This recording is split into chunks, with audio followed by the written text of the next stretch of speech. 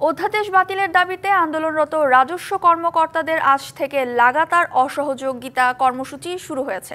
NBR চেয়ারম্যানের পদত্যাগের দাবি জানিয়ে তারা বলছেন, সরকারের কাছে তাদের দাবির বিষয়ে চেয়ারম্যান নীরব ভূমিকা পালন করছেন।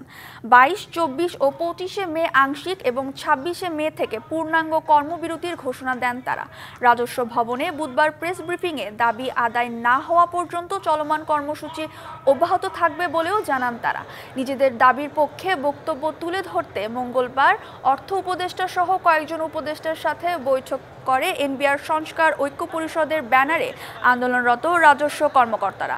কিন্তু বৈঠকে তাদের কথা বলার সুযোগ দেওয়া হয়নি বলে অভিযোগ তাদের। হতাশ হয়ে ফিরে আসেন।